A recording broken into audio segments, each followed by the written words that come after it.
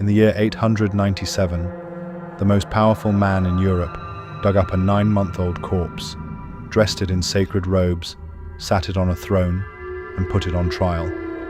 And that is not the strange part. The strange part is that the corpse answered the charges. It had a lawyer of sorts. It was interrogated, convicted, and punished. And everything about the proceeding was carried out with complete legal seriousness by the highest authority in the Christian world. Stay with this story, because it gets stranger at every step, and the ending, which involves an earthquake, is the part medieval Rome never forgot. Rome, January 897, the great Basilica of St. John Lateran, the Pope's own cathedral, candles against the winter dark. On a raised throne sits the body of Pope Formosus, who has been dead since April of the previous year, exhumed from his tomb on the orders of the current Pope, Stephen VI. The corpse has been dressed in full papal vestments.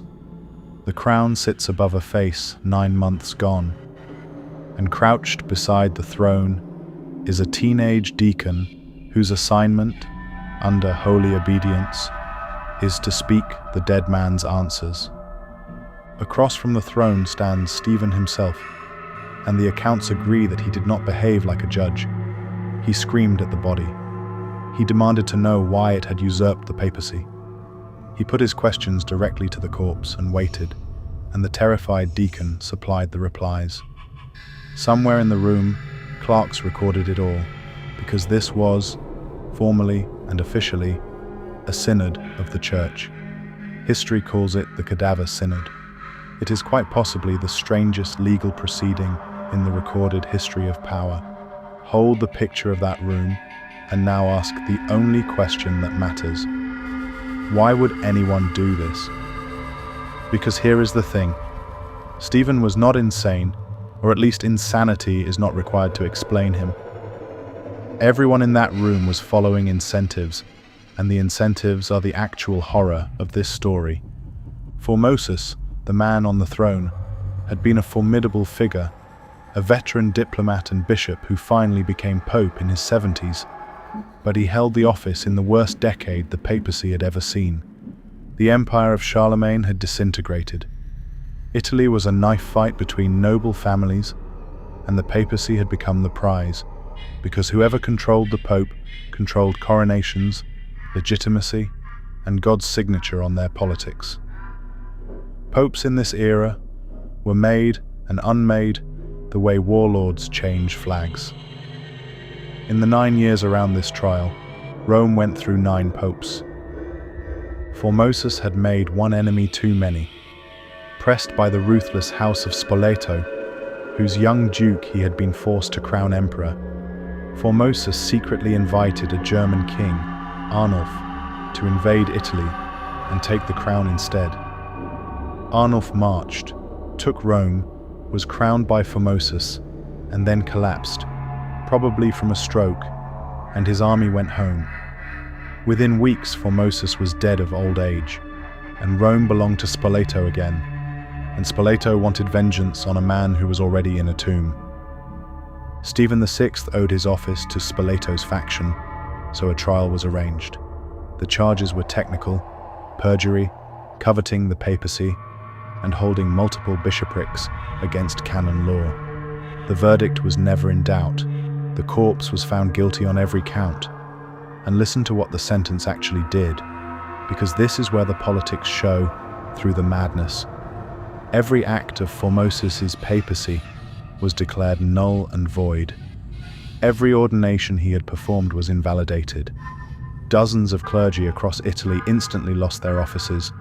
Every appointment he had made was erased, and every rival consecrated by his hand was legally unmade. A dead man cannot be executed, so they punished the body. The vestments were stripped. The 3 fingers of his right hand, the fingers of blessing and consecration, were cut off. The corpse was dragged through the palace, buried in a common grave, dug up a second time, and thrown into the Tiber like refuse. Rome watched all of it, and Rome turned, A monk pulled the body from the river, and word began to move through the city that the drowned pope was working miracles. Then came the event that no one could spin. The Basilica of St. John Lateran, the very church where the corpse had stood trial, was wrecked by an earthquake, its roof and walls brought down. To the medieval mind, this was not geology. The building where the obscenity happened had been struck down. God had watched the trial, and God had ruled on the appeal. The city rose within months. Stephen VI was seized, stripped of his office, and thrown into a cell, where that summer he was strangled. The Pope, who prosecuted a corpse, did not outlive his own verdict by a year, and then the whiplash, because the machine that produced the trial was still running. The next popes rehabilitated Formosus, fished his cause from the river as it were, and reburied him in St. Peter's with honours. A synod solemnly banned the practice of putting dead bodies on trial, which tells you everything about the era, because you do not pass a law against something no one is tempted to do. And a few years later, a pope from the old Spoleto faction took power and reversed it all again, reaffirming the corpse's conviction. The dead man was guilty, then innocent, then guilty again, depending entirely on who held Rome. So what was the Cadaver Synod, really? Strip away the candles and the horror, and it is something coldly familiar. It was a show trial. The verdict was written before the gavel. The defendant was chosen because he could not fight back, and the entire performance existed to transfer legitimacy from a dead rival to a living faction. When an institution's authority collapses, it does not stop holding ceremonies. It holds more of them, louder, because ritual is what power reaches for when it can no longer persuade. A corpse in vestments on a throne is just a legitimacy crisis made visible. The men who staged it believed the robes and the throne and the legal Latin would transfer the office's magic to their side. Rome looked at the same scene and saw the opposite. An institution so hollow, it was interrogating the dead. Both readings were correct. That is what makes the room in January 897 worth staring at. Power was telling the truth about itself, accidentally, in the strangest possible language. A trial needs an accused, and Rome chose a corpse. 600 years later, a city faced an epidemic and chose a stranger defendant. The disease was dancing, and the official cure made it worse. That story is on your screen right now.